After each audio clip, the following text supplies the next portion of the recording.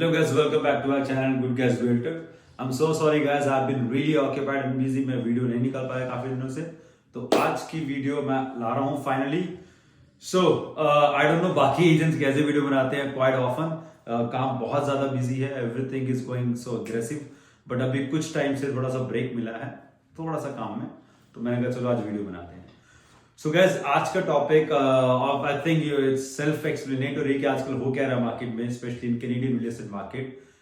के मार्केट 2022 में क्रैश होगी. What is going to happen? So अब सब लोग पैनिक में कि मार्केट अभी क्रैश होगी. I will buy the house when the prices go back to the pre pandemic वाले फेज में प्राइसेस पहुंच जाएंगे, तब मैं जाके घर लूंगा. तो बहुत कुछ चल रहा है, काफी सारा क्योस चल रहा है. तो थोड़ी सी छोटी सी वीडियो बनाएंगे हम, आपको समझाते हैं कि मेरा in my perspective what is the forecast, कि आगे होगा क्या आपको घर लेना चाहिए, कि अभी रुकना चाहिए. Will talk about all this. तो चलो शुरू करते हैं गाइस. सो गाइस, अब हुआ क्या था जब पेंडेमिक आया था. Many people have lost their jobs, so many things happen financially, economically, बहुत चीजों पे इफेक्ट पड़ा था. So government decided to lower the interest rate. And I'm not as working for last 20 years in the industry. I'm not as old as some guys over there working in the industry, right? But what I can say, it was historically the lowest interest rate ever people have seen. But now let's talk about कि हुआ क्या जब rate of interest कम कर दिए. More people, especially investors and even the first time home buyers who had capacity, who have their jobs, वो सब घर लेने मार्केट में निकल गए. हुआ क्या? इंटरेस्ट रेट कम हुआ, बायर्स बढ़ गए, प्राइसेस काफी ज्यादा स्पाइक हो गए प्रॉपर्टी के. द जनरल एवरेज जो प्राइसेस बढ़ते हैं हर एक प्रॉपर्टी में in past which have been I have been observing for last 3-4 years, 8 से 10% प्राइस बढ़ता है, right? But during pandemic prices have gone even way above beyond 20%, 32%. Massive increment देखी गई है. जो detach property in region of Waterloo पहले मिलती थी आपको 7.5 की, वो आज के टाइम पे 14 की हो गई है, 14. It's twice the price. तो market have been completely change during this last 2 years. Things have gone little up, things have gone really really hot, and काफी लोगों ने इसमें फ्लिप्स भी करे, इन्वेस्टर ने पैसा भी कमाया. बट अब हम जानेंगे अब रियलिटी में क्या हुआ. कोविड जाने वाला है, इंटरेस्ट रेट थोड़े से बड़े हैं मार्च की स्टार्टिंग में, I think March 3rd, and now let's see what is going to happen. तो आज हम इस सब के बारे में बात करते हैं. सो गाइस, अभी हुआ क्या, March 3rd को इंटरेस्ट रेट बढ़े हैं 0.25. I don't know how many people knows about that, कि जो इसमें एक्चुअल डिफरेंस बना है वो वेरिएबल, जिन लोगों की variable in rate of interest, जैसे माइन इज वेरिएबल, राइट? तो हम जैसे लोगों को फर्क पड़ा है.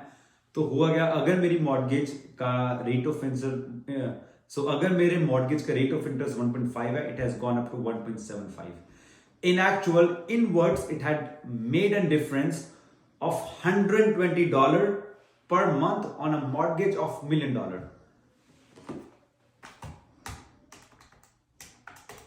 साल में आपके $1440 बढ़ते हैं अगर आपकी $1 million की मॉर्गेज है 0.25 में. अब मुझे नहीं पता इससे कितने लोगों को फर्क पड़ता है कि जिनसे वो घर नहीं लेंगे, इंटरेस्ट रेट बढ़ गए, या पैनिक या क्योस लोगों ने मनाया. Like, I don't know how big a difference for you guys. I don't think so. कोई भी बंदा जो $1 million की मॉर्गेज लेगा, उसके लिए $1,500-$1,400 a year is a big amount, right? Which will stop him to buy a house. So I don't think so that's gonna make a huge change. And reality, what has happened, I'll tell you. Reality में हुआ क्या, हर साल from the year 2020, I will put the graphs up on the screen. 2020 में in the month of what I see March, the inventory had gone really up. Inventory up होने से क्या हुआ, prices थोड़े से स्टेबल हो गया. अब होता क्या गाइस, विंटर्स आती हैं तब इन्वेंट्री काफी कम हो जाती है मार्केट में, बट बायर्स आजकल बढ़े रहते हैं, क्योंकि just because the population growth, buyers have generally increase from the last few years, right? तो बायर्स मार्केट में अवेलेबल है.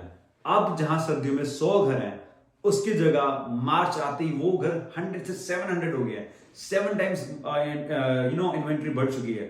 तो हुआ क्या, जिस एक स्पेसिफिक प्रॉपर्टी पे 20 से 25 ऑफर आ रहे थे, उस पर 5 ऑफर आ गए, उस पर 3 ऑफर आ गए, कईयों पे 8 भी आ रहे हैं, कईयों पे एक भी ऑफर नहीं आ रहा.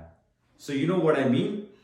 सो जितना भी पहले क्या था, हर तरह की प्रॉपर्टी बिक रही थी, अब ऐसा नहीं हो रहा. अब now the property which is in good shape with some at a really good location, has a really good specs to it, they are still being selling in a market at a very good price, obviously above the listed price. सो क्या similar trend आप notice करोगे in the year 2021 मार्च में inventory काफी बढ़ गई थी, उसकी एक वजह से क्या हुआ था, प्राइस थोड़ी सी स्टेबल हो गई थी। And now let's talk about year 2022।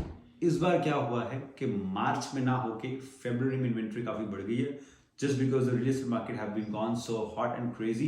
So many people, who are moving out of the cities, they plan to sell the house. So somehow, not in March, but in February, inventory have actually gone more than doubled. उसकी वजह से क्या हुआ है, option ज्यादा है market में, थोड़ा सा इंटरेस्ट बढ़ा है. So buyers, some of the buyers, they have been, little bit in a stage of absorbing all these changes, right? So it takes time. कोई भी इंसान है, एक सडनली चेंज आएगा, उसको ऑब्जॉर्व करने में टाइम लगेगा. तो उससे हुआ क्या कि मार्केट थोड़ी स्टेबल हो गई है. बट ये कब तक स्टेबल रहेगी? क्या इंटरेस्ट रेट और बढ़ेगा? क्या मार्केट क्रैश हो जाएगी इस साल? होगा क्या? इसके बारे में बात करते हैं. सबसे पहले गाइस, जब भी मार्केट में इस टाइम पे इन्वेंट्री बढ़ती है, इट डज नॉट मीन कि पूरे साल वो इन्वेंट्री रहेगी. नहीं, इट टेक्स अराउंड, जो इन्वेंट्री पहले हफ्ते में 2 हफ्ते में खत्म हो रही थी, उस सेम इन्वेंट्री को खत्म होने के लिए 1 से 1.5 महीने लगेगा, राइट? जैसे ही वो इन्वेंट्री वापस मार्केट में बैक टू नॉर्मल आ जाएगी, क्योंकि समर्स आएंगे. अगर इन्वेंट्री बिक रही है, सारी रिमूव हो रही है स्टॉक में से, तो बायर्स भी बढ़ रहे हैं. Because in summers transaction speeds up like crazy, because स्कूलों की छुट्टियां हैं, वेदर अच्छा है, people can travel easily, right? If they want to buy a house and they can see a backyard easily, they can see घर उनको अच्छी तरह वो व्यू कर सकते हैं, देख सकते हैं. तो गर्मियों में ट्रांजेक्शन बढ़ जाती हैं, विच मीन्स जितना ही बैकलॉग है सारा क्लियर हो जाएगा, राइट? अब आते हैं इंटरेस्ट रेट की बात. Look guys, I am not a magician, कुछ नहीं पता मुझको कितना इंटरेस्ट रेट आगे बढ़ेगा, but I can tell you as per some of my what I have read and my experience as well. Interest rate 0.25 बढ़ गया है. इंटरेस्ट रेट जिसका 1.5% था वेरिएबल पे, वो मैक्स जो जाएगा 2.5 तक रहेगा, which means back to normal, back to basics which was before the pandemic. तो इतना तक बढ़ सकता है. अब 1.5 से 2.5 कब तक जाएगा? We have to think about that. एक साल में I don't think so it will go up. It might gonna take couple of years for the government to gradually increase the rate of interest, but it does not make that big of a difference. Difference कहां आएगा मैं आपको ये बताता हूं. It does not mean कि prices आपके नीचे गिर जाएंगे, वापिस जो अगर 14 लाख के वो 7 लाख में आ जाएगा, नहीं, या मिलियन में आ जाएगा, नहीं. It will not happen. So what will happen guys, जितना पहले इंक्रीमेंट 20 to 25% हो रहा था, उसकी जगह अब जो आपकी अप्रिशिएशन होगी प्रॉपर्टी में, वो 8 to 10% रहेगी. Which means you are correct, इस साल भी प्राइस बढ़ेंगे. जो भी भाई लोग बैठे हैं कि ओके मार्केट क्रैश होगी, I will wait to buy a house, I am sorry guys. What I want to tell you, real estate एक ऐसी चीज है, whenever you are ready, it's a right time to buy real estate. तो actually में होगा क्या, जब भी इंटरेस्ट रेट बढ़ेगा, तो जो इन्फ्लेशन आ चुकी है प्राइसिंग में, उतनी नहीं आएगी. 8-10% रेट बढ़ेगा, क्योंकि अभी भी लोग बहुत हैं जिनके पास घर नहीं है, और कोविड की रिस्ट्रिक्शंस हट चुकी हैं, विच मीन्स मोर इमिग्रेंट्स को ना कम, मोर इमिग्रेंट्स और भी घर चाहिए.